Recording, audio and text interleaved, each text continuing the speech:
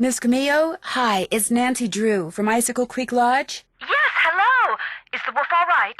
Well, Ollie hasn't succeeded in shooting or trapping it yet, if that's what you mean. But I'm not going to tell you any more until you tell me who you really are. All right. I'm a member of Run and Grow Free. As you may or may not know, that's an organization dedicated to the protection of wild animals. I went to the lodge to make sure nothing happened to that wolf. See, we're trying desperately to arrange to have it captured and transported to a sanctuary.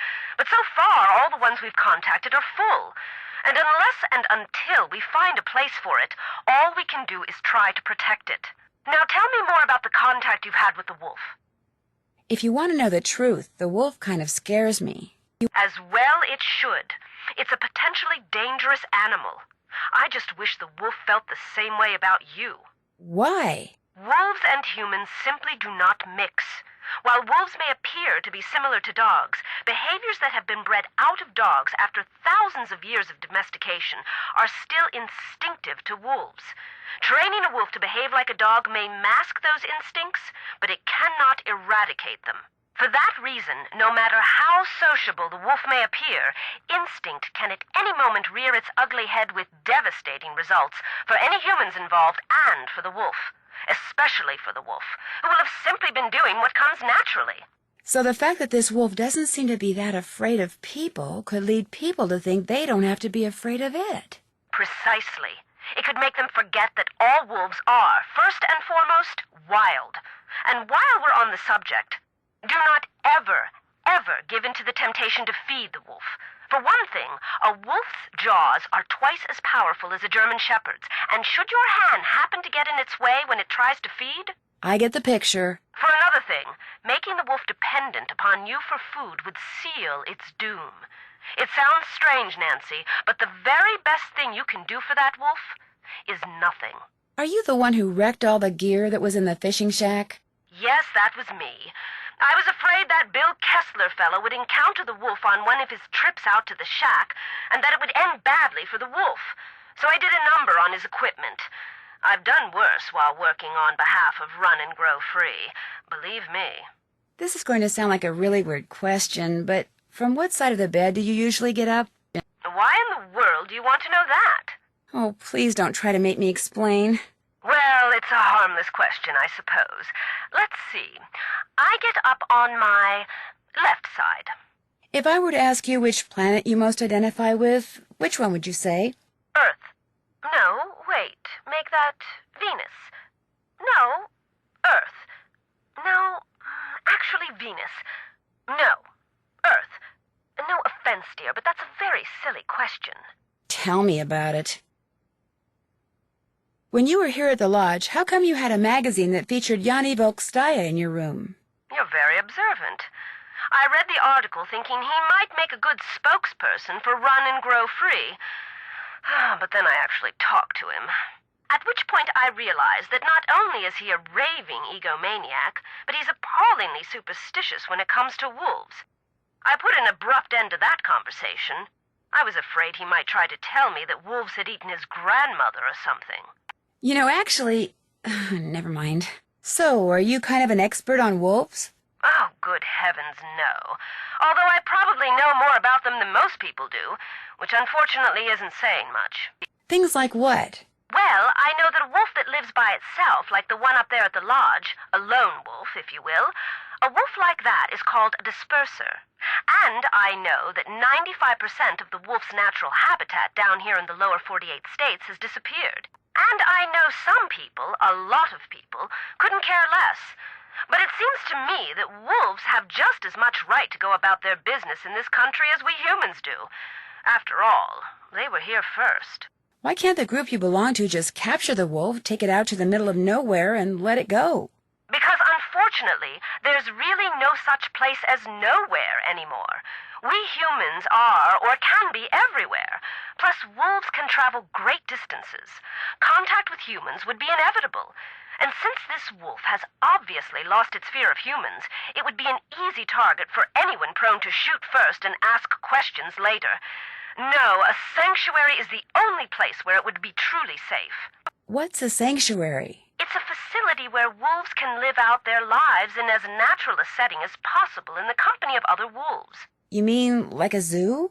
No, sanctuaries are usually not open to the general public, and while educating visitors about wolves is certainly one of their goals, their primary concern is preserving the animals they take in. Unfortunately, the more humans encroach on wolves' natural habitat, the more crowded the sanctuaries become. Aren't there any government agencies that can take care of the wolf? For the most part, and especially up there, wolves are considered to be pests. If a government agency got involved, it would take care of the wolf all right, permanently. It gets so cold here at night. Will the wolf be okay? Not only are wolves built to withstand cold temperatures, but they know instinctively what to do to survive in extreme conditions. If they didn't, they would have disappeared from the earth eons ago. Why didn't you just come out and tell the people at Icicle Creek Lodge that you were there to protect the wolf? Because I assumed, and quite correctly as it turns out, that very few people there would be sympathetic to my cause. Had I not been undercover, they may have tried to foil my efforts. Instead, I was able to foil theirs. For a while, at least. Did you ever hear any explosions while you were staying at Icicle Creek Lodge? Yes, as a matter of fact, I heard several. Do you have any idea what caused them? My first thought was that Ollie had completely lost it and was going after the wolf with explosives. But when I realized that even he wasn't that stupid, I assumed it was someone clearing an avalanche or a downed tree or something. While we're on the subject of explosions, did anyone ever figure out what made the bunkhouse blow up like that? The sheriff says it was plastic explosives. Wow, that's serious.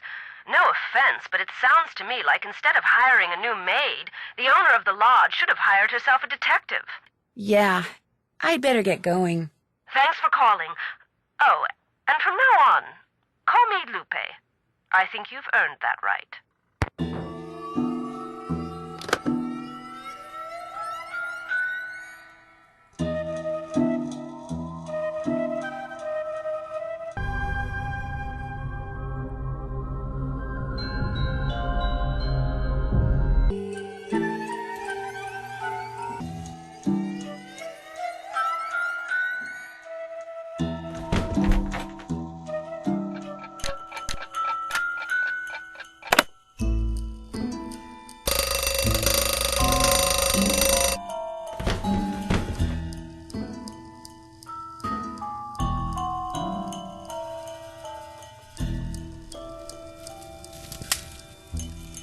What's up? Would it be all right if I borrowed your snowshoes? No. I wouldn't need them for long, just for an hour or so. Well, in that case, no. What's the matter with you? Afraid of cooties? Let her use your snowshoes. I've only got one pair, and they're like precious, you know? Sorry, dude, the answer's no. What can I say? I was just wondering, what planet do you most identify with? Planet X. I'm sorry, I meant in our solar system. Planet X? But there is no Planet X. There will be. So, you identify with Planet X. Planet X. That's my answer, and I'm sticking to it. I'll catch you later. Ditto, dude. Nancy, hi! What the heck happened out there? Actually, I'm not quite sure. I walked out to Icicle Lake to see how you were doing in the fishing shack, only there wasn't any fishing shack. There wasn't even a lake. The ice was all busted up like somebody dropped a bomb on it. All I know is, after I caught that 2-foot northern pike, I walked outside and someone knocked me unconscious with an ice ball. The next thing I knew, there was an explosion and I was on an ice floe in the middle of the lake with no coat and no fish. Somebody decked you with an ice ball and blew up the lake? Holy moly! Probably you. Couldn't stand the thought of losing to a girl. Har har. The good news is you're okay. The bad news? No more ice fishing. I know this is going to sound like a strange question, but what planet do you most identify with? I guess it would be Mars. You know, that whole god of war thing? I should have known. I'd better get going. Drop by any time.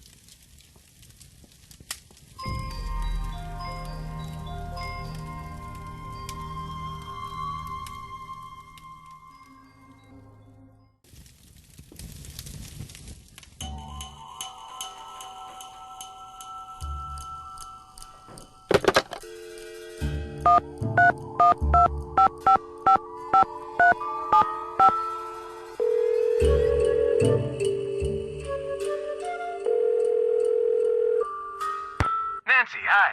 You finished with that survey yet? I sure am. Good girl. I'll just turn on my fax machine here. Okay, let her rip.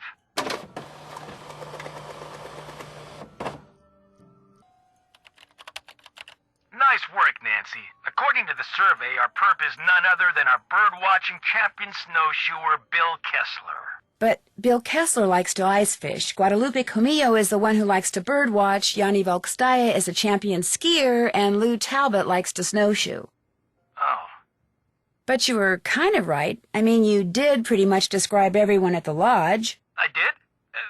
Yeah, I guess I did. You know, maybe I just need to look at the survey data from a different perspective or something. Yeah, maybe the answer's there after all, and I just gotta shuffle things around in order to see it. Oh, hey, before I forget, Chantel said when you finished the survey, I was supposed to pass some numbers on you. Said it was the combination of something? Yes, to the display case. What is it? 7669. Anything else I can do for you?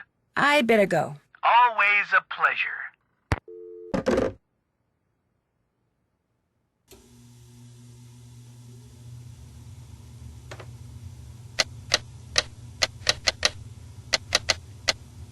That did it.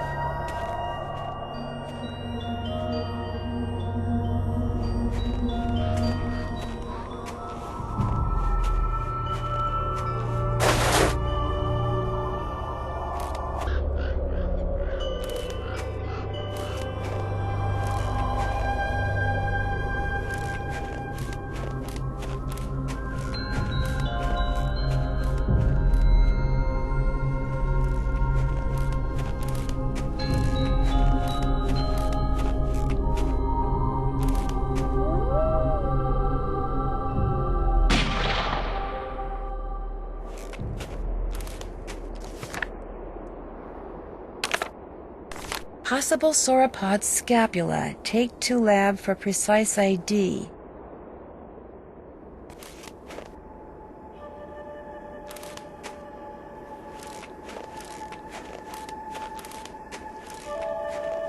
I can't stop shivering.